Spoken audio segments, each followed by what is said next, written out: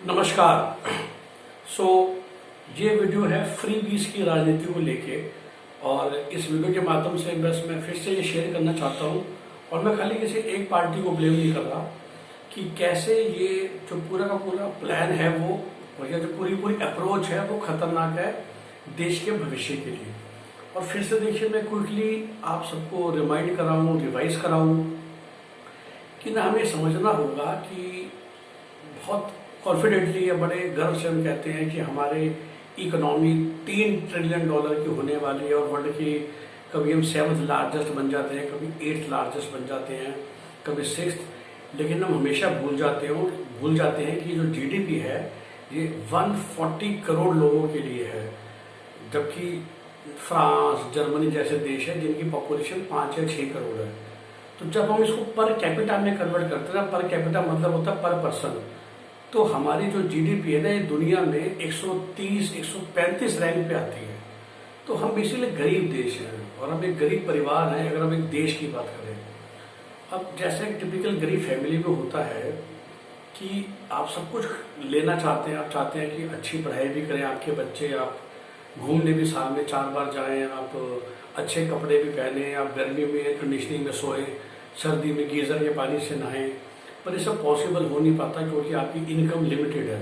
तो फिर ये 10-12 चीजें हैं, आप उसमें प्रायोरिटी करते हो, राइट। कोई एक गरीब या लोअर मिडिल क्लास परिवार होता है जो अपनी इनकम का 50% एजुकेशन में लगा देता है बच्चों की, उनके भविष्य के लिए, और खुद वो बड़ी मुश्किल से जीते हैं। वो कभी बाहर घूमने नहीं जाते एज अ फैमिली, कभी बाहर खाना नहीं खाते, कभी थिएटर में जाके मूवी नहीं देखते। एक वो अप्रोच है।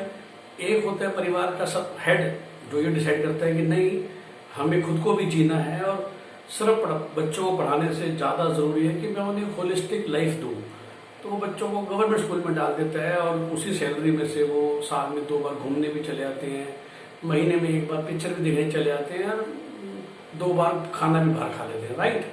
तो ये आपकी चॉइस है, आप क्या करें, लेकिन आप सब कुछ नहीं कर पाते। ऐसा ही कुछ राज्य का बजट है, ऐसा ही कुछ देश का बजट है। हमारा देश भी ओवरऑल एक गरीब या लोअर मिडिल क्लास देश है। इंडिया का हर एक राज्य भी ऐसा है। फर्क ये है खासकर जब राज्य, क्योंकि देश तो एक ही है, कुछ राज्य ऐसे हैं जो लोअर मिडिल क्लास हैं एज अ फैमिली, कुछ हैं जो मिडिल क्लास तक आ जाएंगे और कुछ हैं जो बिल्कुल पुअर है। सो दिल्ली, गोवा, सिक्किम ये शायद मिडिल क्लास में आ जाएंगे।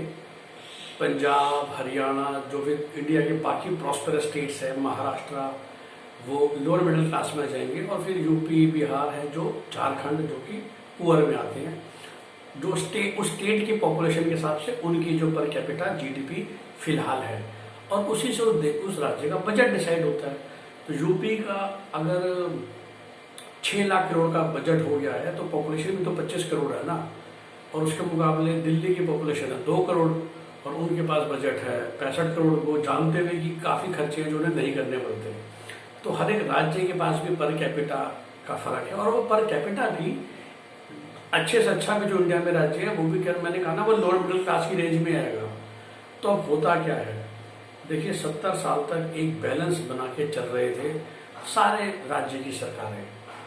कुछ पैसे एजुकेशन में खर्च किए जाते हैं, कुछ हेल्थ केयर में, कुछ इंफ्रास्ट्रक्चर डेवलपमेंट में, कुछ इरिगेशन डिपार्टमेंट में, कुछ वुमेन एंड चाइल्ड वेलफेयर में, कुछ माइनॉरिटी अफेयर्स में। जितनी भी मिनिस्ट्री सुनते हो ना कि फलाना मिनिस्टर है, फलाना मिनिस्टर है, तो आप एक बैलेंस तरीके से पैसे खर्च करते हो। दिक्कत क्या हो रही है रिसेंटली कि एक नई प्रथा चालू कर दी है पर्टिकुलर पार्टी ने कि हम कुछ 3-4 चीजें मुफ्त दे देंगे। तो जब पंजाब में आम आदमी पार्टी ने बिजली प्रॉमिस की तो मेरे लिए बड़ी बात नहीं थी। मैं तो कहता हूँ आम आदमी पार्टी को अगर आप केंद्र में सरकार दे दो वो पूरे देश को दे देगी। ये राइडर हम बार बार भूल जाते हैं, 200 यूनिट तक, 300 यूनिट तक, और उसके ऊपर पूरा बिल। तो जी अभी मार्च का महीना खत्म हुआ, हमारे घर में ना एसी चल रहा था ना गीजर। ये बहुत टिपिकल मंथ होता है, राइट। तो जब ना एसी चला ना गीजर चला, मेरे परिवार में कुल 4 लोग हैं, मैं, मेरी वाइफ, 2 बच्चे। लेकिन चूंकि आजकल ऑनलाइन क्लासेस का थोड़ा जोर चल रहा था और पढ़ाई ज़्यादा होती है और मैं भी थोड़ा घर पे काम करता हूँ, तो भी ना करके हमारा जो बिजली था वो 400 यूनिट क्रॉस हो गया। 400 हुआ मार्जिन से था, लेकिन जैसे ही गीजर सर्दियों में गीजर भी चलता है तो भी 450 पौने 500 यूनिट खर्च होता है, और गर्मियों में तो खैर छोड़ दीजिए आप। तो ये 200 यूनिट पर मंथ किनको मिलता है? जो जो कल एक डेमोलिशन हो रहा था दिल्ली में, जहांगीरपुरी और बाबर कह रहे थे कि यहाँ पर 22 गज के मकान है, बिल्कुल। तो वो जो 25 गज के 30 गज के फ्लोर होते हैं ना, 30 गज के देखिए, जिनमें एक कमरा होता है एक फ्लोर पे, उसी का बिल है जो कि 200 यूनिट से कम आ सकता है। जिनके पास कुछ भी सुविधाएं नहीं है, सिर्फ वही क्लेम कर सकते हैं 200 यूनिट जो कि फ्री है। अब पंजाब में भी 300 यूनिट देखिएगा, जब आप गर्मियों में आप एसी 1 घंटा भी दिन में चलाते हैं तो 300 यूनिट क्रॉस हो जाता है। तो ये भी जो सुविधा है ये उन्हीं लोगों के लिए है जो बिल्कुल पंखे में और लाइट जला के बैठ सकते हैं दिन भर घर में, राइट? ठीक है जी, उन्हीं के लिए सरकारें हैं, लोकतंत्र में यही कहा जाता है।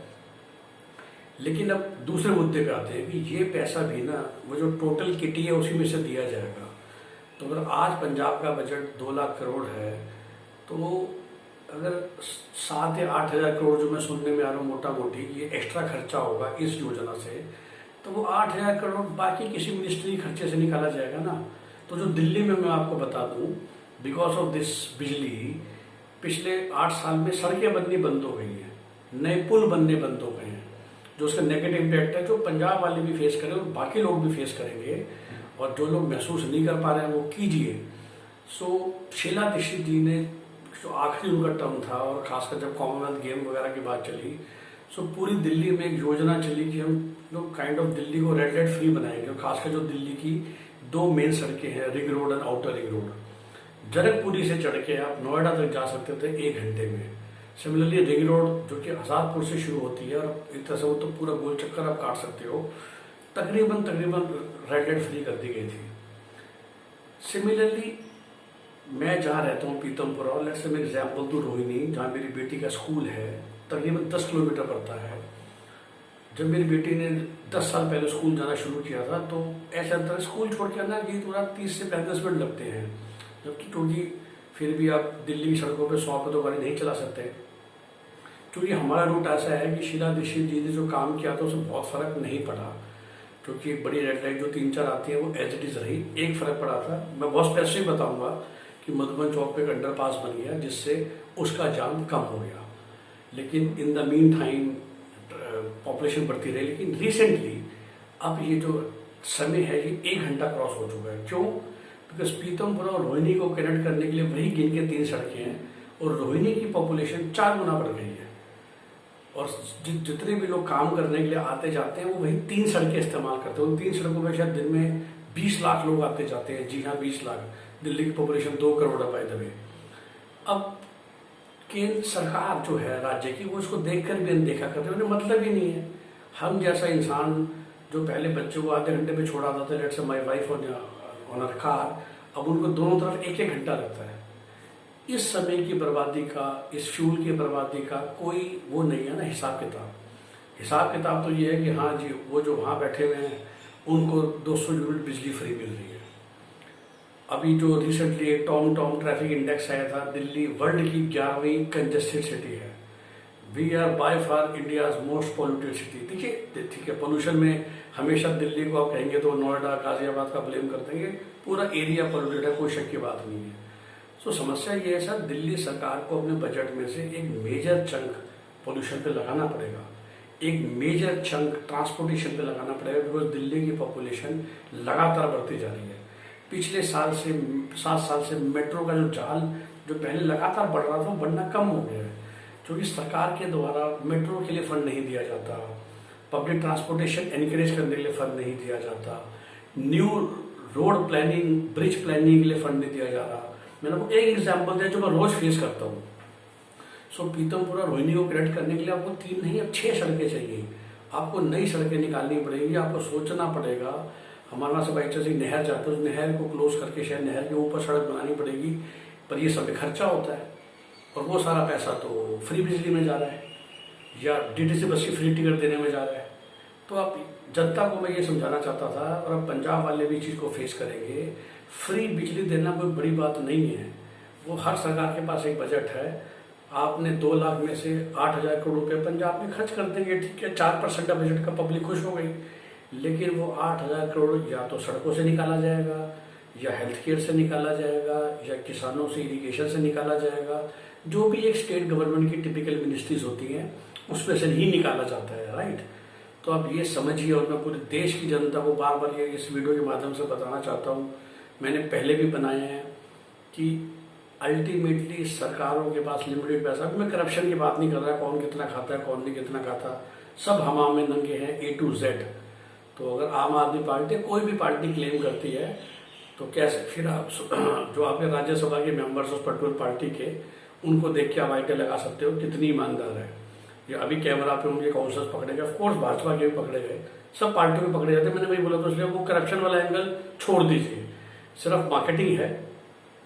और प्रॉब्लम बस मेरी ये है कि जब एक पर्टिकुलर पार्टी फ्रीबीज को अपना एक यूएसपी बना ले, तो आप ये समझ लीजिए कि जो देश की ओवरऑल डेवलपमेंट है वो रुक जाएगी। क्योंकि जब आप सड़कें नहीं बनाएंगे और लोगों का समय खराब होगा पहुंचने में, तो इकोनॉमिक एक्टिविटीज हैम्पर करती हैं। आज देखिए, आप घर से निकल के दुकान पे नहीं जाना चाहते क्योंकि ट्रैफिक की चिंता है। सोचिए, दिल्ली में हालत ये हो गई है कि आप किसी से कहते हैं फ्रेंड के साथ चले यार CP तक घूमने चलते रहे, यार छोड़ बहुत टाइम लगता है जाने में, या चलो किसी बगल के रेस्टोरेंट में चलते हैं खाना खाने, नहीं है घर पे मंगा लिया, बहुत टाइम लगता है जाने में, वहाँ पार्किंग नहीं मिलती, ये नहीं मिलता। तो पार्किंग क्यों नहीं मिलती? क्योंकि आप प्लानिंग नहीं कर पा रहे हैं, आप खर्चा नहीं कर पा रहे हैं। प्लानिंग करना तो बड़ा आसान है। तो हर बड़ी मार्केट में दिल्ली गवर्नमेंट को बनानी पड़ेगी ना बड़ी बड़ी मल्टी लेवल पार्किंग्स, उसके लिए आपको इन्वेस्टमेंट करनी पड़ेगी। ऑफ कोर्स एक बार आप पार्किंग बना देंगे, the parking can be paid also and you can recover that money. But starting में तो आपको बनानी पड़ेगी, आपको डीडे से लैंड खरीदनी पड़ेगी, उन सब के लिए पैसा लगता है। लेकिन वो पैसा तो आपने फ्री बिजली में दे दिया और पूरे इंडिया में अपनी एडवर्टीजमेंट में दे दिया, राइट। तो ये है जो अंदर से जिसे कहते हैं कि आप खोखला करते जा रहे हो दिल्ली की क्वालिटी लाइफ को, और यही खोखला पंजाब में भी होगा।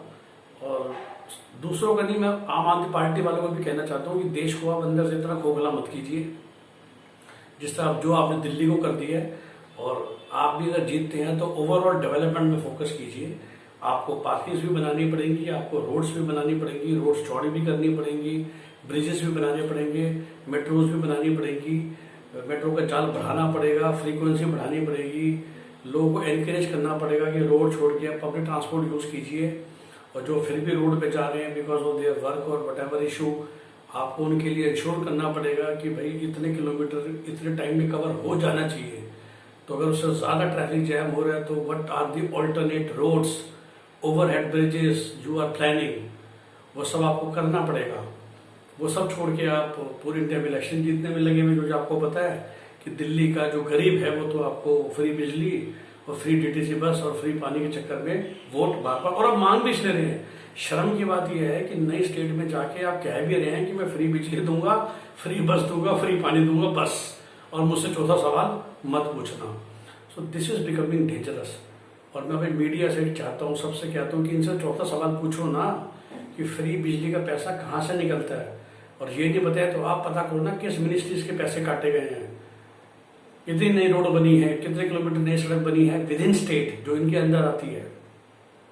तो आपको पता चलेगा कि पॉपुलेशन लगातार बढ़ती जा रही है because of overall increase of income. लोग गाड़ियां खरीद, टू व्हीलर वाले गाड़ी खरीद रहे हैं, पैदल चलने वाले टू व्हीलर खरीद रहे हैं, बट उनको चलाने के लिए सड़कें बची नहीं रही हैं। तो इन चीज़ों पर भी ध्यान दीजिए। धन्यवाद।